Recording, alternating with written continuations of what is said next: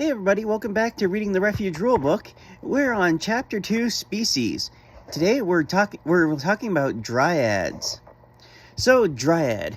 While there is some debate over what type of ecosystem the Great Forest actually is, the general consensus is that Dryads watched over the first realm until it was time for them to take their rest and pass over stewardship. When they woke from their great sleep, memories of their culture had become buried deep within the recesses of their minds. Many have woken up to quite a different world. Overall, they are a very sociable people. Harmless mischief is often seen as an important cultural bonding exercise, though many Dryad also have a deep-rooted sense of fairness which may seem counterintuitive. These curious, gentle folks are not actual plants, but mortal creatures of flesh and blood with an extremely diverse background. Their physiology is as broad as all the flora and fungi that exist in the natural world. Dryads also come from many varied regions. For example, you may find Dryads living in swampy mires and deserts and deeply forested regions. Due to their deep connection to the natural world, Dryads can purchase herbal lore at half price and resist binding as a species skill. Because of their aversion to large quantities of metal, they cannot wear armor of a grade higher than 2 points per location, though they may use the armor layering rules to achieve higher values in a location. See the armor section for details.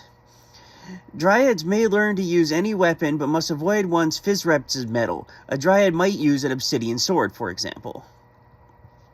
I've seen this used to great effect. There's a sword from Epic Armory that's labeled as a Dark Elf sword that I've seen Dryads use en masse because it looks like a bone and obsidian blade.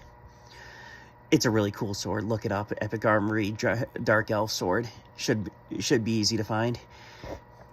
So anyway, species skills. Half cost for herbal lore, resist binding 4 XP.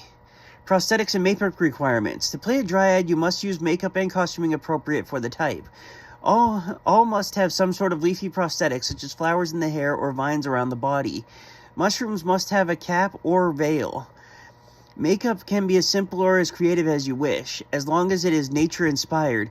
While every Dryad is different, clothing and kit tends to favor earth tones or colors reflective of their type, i.e. a lilac Dryad may have a kit that includes soft greens, pinks, and purples.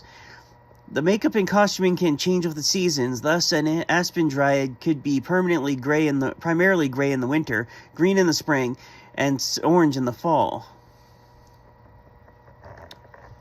So yeah, I've met some really cool Dryads and some people who've played very interestingly with it.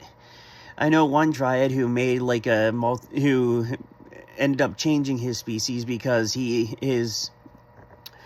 cap he made for himself, which was like a sort of like vine crown, was so heavy that he went, okay, I gotta fix this. So he tried going lighter, and then after a bit he was just like, you know what, I'm just gonna do a species change.